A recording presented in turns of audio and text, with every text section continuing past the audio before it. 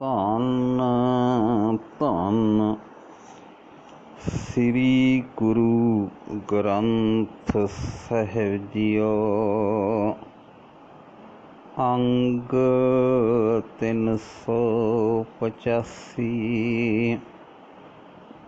ਆਸਾ ਮਹਿਲਾ ਪੰਜਵਾ।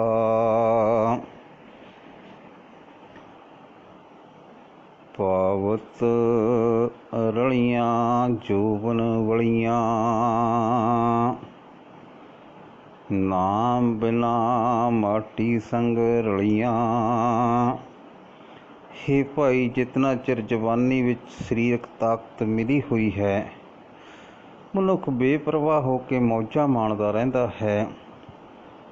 ਨਾ ਸਰੀਰ ਆਖਰ ਮਿੱਟੀ ਨਾਲ ਮਿਲ ਜਾਂਦਾ ਹੈ ਤੇ ਜੀਵ ਆਤਮਾ ਪਰਮਾਤਮਾ ਦੇ ਨਾਮ ਤੋਂ ਬਿਨਾਂ ਖਾਲੀ ਹੱਥ ਹੀ ਰਹਿ ਜਾਂਦਾ ਹੈ।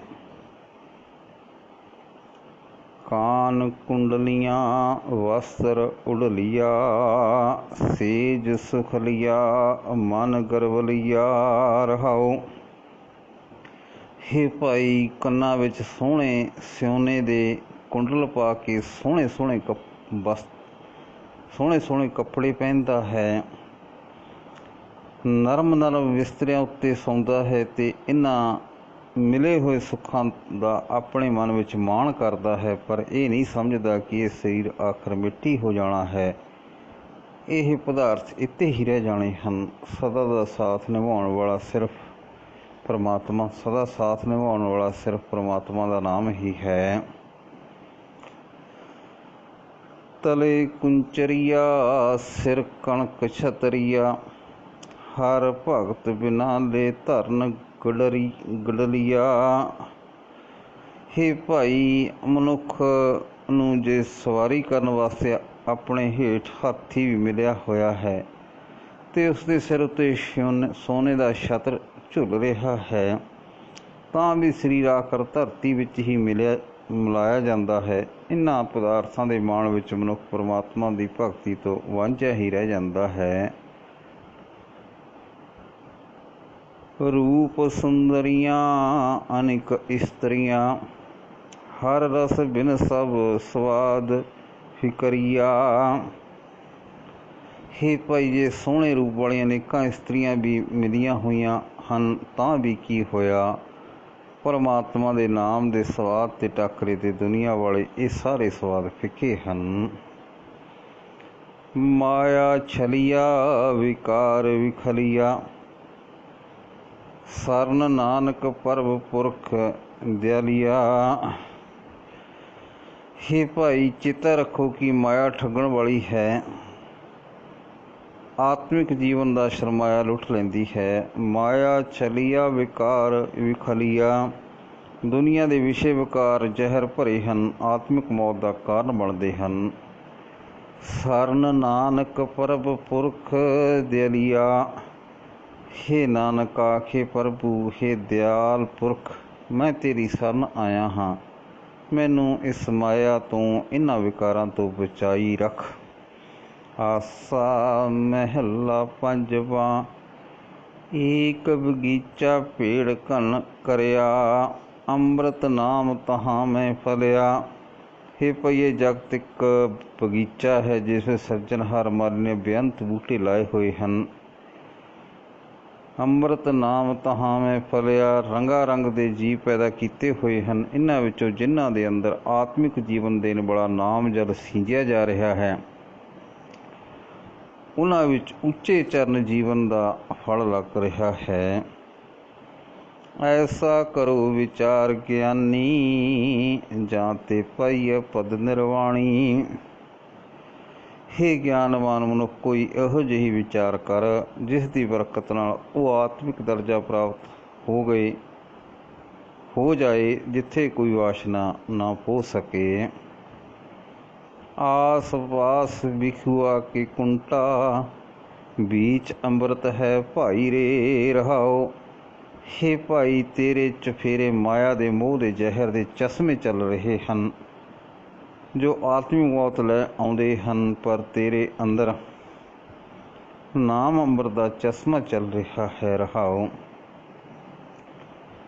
ਸਿਰਜਣਹਾਰੇ ਇੱਕ ਮਾਲੀ ਹੈ ਭਾਈ। ਆਤਮਿਕ ਜੀਵਨ ਵਾਸਤੇ ਨਾਮ ਜਲ ਸਿੰਜਣ ਵਾਲੇ ਉਸ ਇੱਕ ਸਿਰਜਣਹਾਰ ਮਾਲੀ ਨੂੰ ਆਪਣੇ ਹਿਰਦੇ ਵਿੱਚ ਸਾਂਭ ਰੱਖੋ। ਖਾਵਰ ਕਰਤ ਹੈ ਪਾਤ ਪਤ ਡਾਲੀ, ਜੋ ਹਰੇਕ ਬੂਟੇ ਤੇ ਪੱਤਰ ਡਾਲੀ ਦੀ ਸੰਭਾਲ ਕਰਦਾ ਹੈ, ਜੋ ਹਰੇਕ ਜੀਵ ਦੇ ਆਤਮਿਕ ਜੀਵਨ ਦੇ ਹਰੇਕ ਪਹਿਲੂ ਦਾ ਖਿਆਲ ਰੱਖਦਾ ਹੈ। ਸਗਲ ਬਨਸਪਤ ਆਣ ਚੜ੍ਹਾਈ ਹੈ ਭਾਈ। ਉਸ ਮਾਲੀ ਨੇ ਇਹ ਜਗਤ ਬਗੀਚੇ ਵਿੱਚ ਸਾਰੀ ਬਨਸਪਤੀ ਲਿਆ ਕੇ ਸਜਾ ਦਿੱਤੀ ਹੈ। ਰੰਗ ਦੇ ਜੀਵ ਪੈਦਾ ਕਰਕੇ ਸੰਸਾਰ ਬਗੀਚੇ ਨੂੰ ਸੋਹਣਾ ਬਣਾ ਦਿੱਤਾ ਹੈ।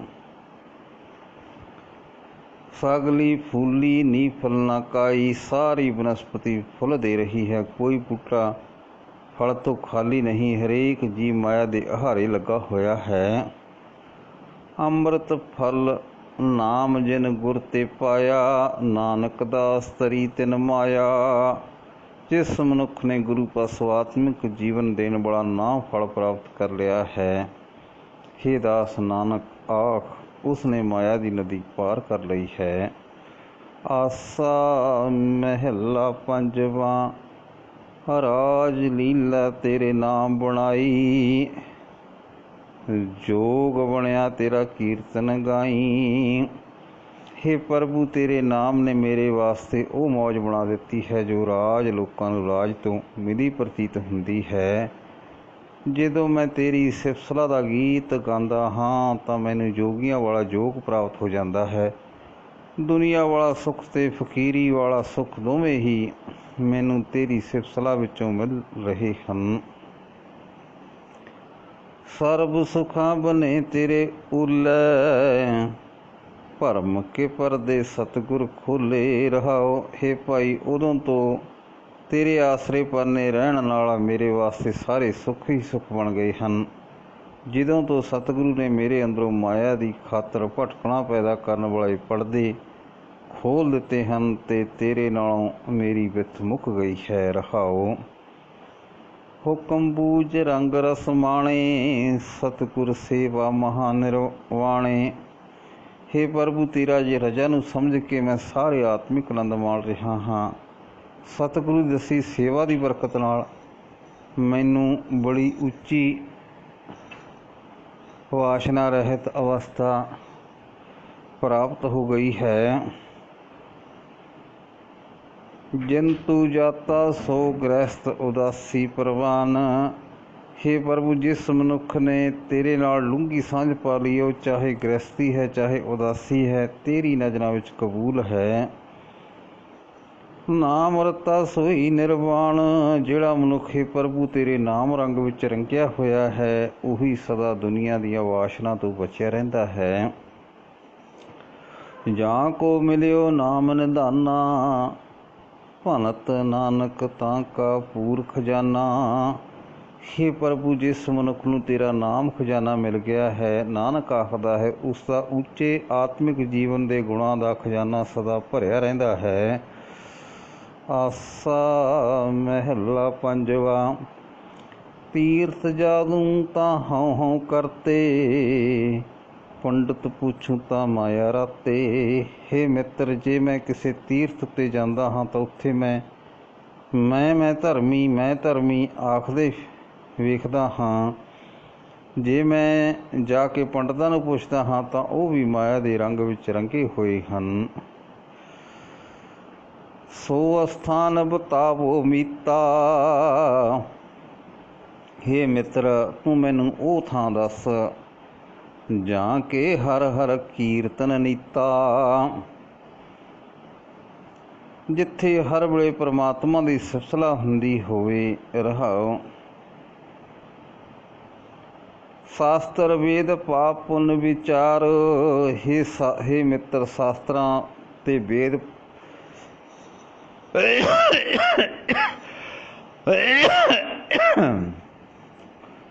ਸ਼ਾਸਤਰ ਵੇਦ ਪਾਪ ਪੁੰਨ ਵਿਚਾਰ, ਨਰਕ ਸੁਰਗ ਫਿਰ ਅਵਤਾਰ। हे ਮਿੱਤਰ, ਸ਼ਾਸਤਰ ਅਤੇ ਵੇਦ ਪੁੰਨਾਂ ਅਤੇ ਪਾਪਾਂ ਦੇ ਵਿਚਾਰ ਹੀ ਦੱਸਦੇ ਹਨ। ਇਹ ਦੱਸਦੇ ਹਨ ਕਿ ਫਲਾਣੇ ਕੰਮ ਪਾਪ ਹਨ, ਫਲਾਣੇ ਕੰਮ ਪੁੰਨ ਹਨ, ਜਿਨ੍ਹਾਂ ਦੇ ਕਾਰਨ ਮੁੜ ਮੁੜ ਕਰਕੇ ਨਰਕ ਵਿੱਚ ਅਤੇ ਕਦੇ ਸੁਰਗ ਵਿੱਚ ਪੈ ਜਾਂਦਾ ਹੈ।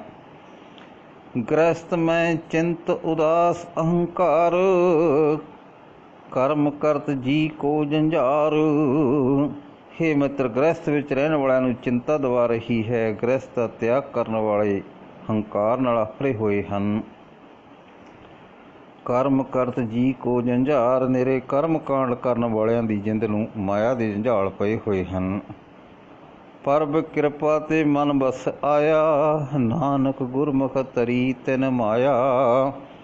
ਪਰਮਾਤਮਾ ਦੀ ਕਿਰਪਾ ਨਾਲ ਜਿਸ ਮਨੁੱਖ ਦਾ ਮਨ ਵਸ ਵਿੱਚ ਆ ਜਾਂਦਾ ਹੈ, ਹੇ ਨਾਨਕ, ਆਖ ਉਸਨੇ ਗੁਰੂ ਦੀ ਸ਼ਰਨ ਪੈ ਕੇ ਮਾਇਆ ਦੀ ਸ਼ੂਕ ਦੀ ਨਦੀ ਪਾਰ ਕਰ ਲਈ ਹੈ। ਸਾਧ ਸੰਗ ਹਰ ਕੀਰਤਨ ਗਾਈਐ, ਇਸ ਅਸਥਾਨ ਇਹੋ ਅਸਥਾਨ ਗੁਰੂ ਤੇ ਪਾਈਐ। ਰਹਾਉ ਦੂਜਾ।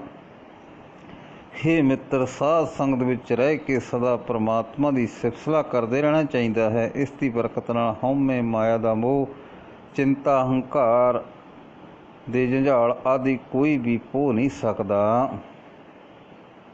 ਪਰ ਇਹ ਥਾਂ ਗੁਰੂ ਪਾਸੋਂ ਲੱਭਦਾ ਹੈ। ਆਸਾ ਮਹਿਲਾ ਪੰਜਵਾ। ਘਰ ਮੈਂ ਸੂਖ ਬਾਹਰ ਪੁਨ ਸੁਖਾ, ਹਰ ਸਿਮਰਤ ਸਗਲ ਵਿਨਾਸੇ ਦੁਖਾ। ਹੇ ਭਾਈ, ਪਰਮਾਤਮਾ ਦਾ ਨਾਮ ਸਿਮਰਨ ਵਾਲੇ ਮਨੁੱਖ ਨੂੰ ਆਪਣੇ ਹਿਰਦੇ ਘਰ ਵਿੱਚ ਆਨੰਦ ਪ੍ਰਤੀਤ ਹੁੰਦਾ ਹੈ। ਬਾਹਰ ਦੁਨੀਆ ਨਾਲ ਵਰਤਨ ਵਿਹਾਰ ਕਰਦਿਆਂ ਵੀ ਉਸ ਦਾ ਆਤਮਿਕ ਆਨੰਦ ਬਣਿਆ ਰਹਿੰਦਾ ਹੈ। ਕਿਉਂਕਿ ਹੇ ਭਾਈ, ਪਰਮਾਤਮਾ ਦਾ ਸਿਮਰਨ ਕੀਤਿਆਂ ਸਾਰੇ ਦੁੱਖ ਨਾਸ ਹੋ ਜਾਂਦੇ ਹਨ। ਸਾਗਲ ਸੂਖ ਜਾਂ ਕੋ ਤੂੰ ਚਿੱਤ ਆਵੈ। ਹੇ ਪ੍ਰਭੂ, ਜਿਸ ਮਨੁੱਖ ਦੇ ਚਿੱਤ ਵਿੱਚ ਤੂੰ ਆ ਵਸਦਾ ਹੈ, ਉਸ ਨੂੰ ਸਾਰੇ ਸੁੱਖ ਹੀ ਸੁੱਖ ਪ੍ਰਤੀਤ ਹੁੰਦੇ ਹਨ। ਸੋ ਨਾਮ ਜਪੈ ਜੋ ਜਨ ਤੁਧ ਭਾਵੈ। ਰਹਾਉ। ਪਰ ਉਹੀ ਮਨੁੱਖ ਤੇਰਾ ਨਾਮ ਜਪਦਾ ਹੈ ਜਿਹੜਾ ਤੈਨੂੰ ਪਿਆਰਾ ਲੱਗਦਾ ਹੈ, ਜਿਸ ਉੱਤੇ ਤੇਰੀ ਮਿਹਰ ਹੁੰਦੀ ਹੈ। ਰਹਾਉ। ਤਨ ਮਨ ਸੀਤਲ ਜਪ ਨਾਮ ਤੇਰਾ। ਹੇ ਪ੍ਰਭੂ, ਤੇਰਾ ਨਾਮ ਜਪ ਕੇ ਮਨ ਸ਼ਾਂਤ ਹੋ ਜਾਂਦਾ ਹੈ, ਸਰੀਰ ਵੀ, ਹਰੇਕ ਗਿਆਨੇਂਦਰਾ ਵੀ ਸ਼ਾਂਤ ਹੋ ਜਾਂਦਾ ਹੈ। ਹਰ ਹਰ ਜਪ ਢਹੇ ਦੁੱਖ ਡੇਰਾ। ਹੇ ਭਾਈ, ਪਰਮਾਤਮਾ ਦਾ ਨਾਮ ਜਪਦਿਆਂ ਦੁੱਖਾਂ ਦਾ ਡੇਰਾ ਵੀ ਚੁੱਕਿਆ ਜਾਂਦਾ ਹੈ। ਹੁਕਮ ਬੂਝੈ ਸੋਈ ਪਰਵਾਨ। ਹੇ ਭਾਈ, ਨਾਮ ਦੀ ਬਰਕਤ ਨਾਲ ਜਿਹੜਾ ਮਨੁੱਖ ਪਰਮਾਤਮਾ ਦੀ ਰਜਾ ਨੂੰ ਸਮਝ ਲੈਂਦਾ ਹੈ, ਰਜਾ ਵਿੱਚ ਖਿੜੇ ਮੱਥੇ ਰਾਜੀ ਰਹਿੰਦਾ ਹੈ, ਉਹ ਪਰਮਾਤਮਾ ਦੀ ਹਜ਼ੂਰ ਵਿੱਚ ਕਬੂਲ ਹੋ ਜਾਂਦਾ ਹੈ।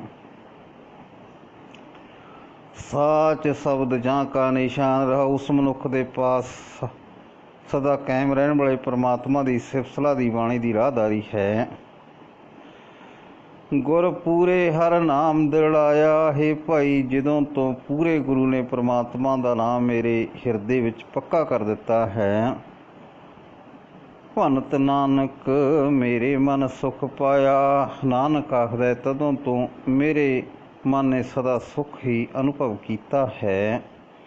ਵਾਹਿਗੁਰੂ ਜੀ ਕਾ ਖਾਲਸਾ, ਵਾਹਿਗੁਰੂ ਜੀ ਕੀ ਫਤਿਹ।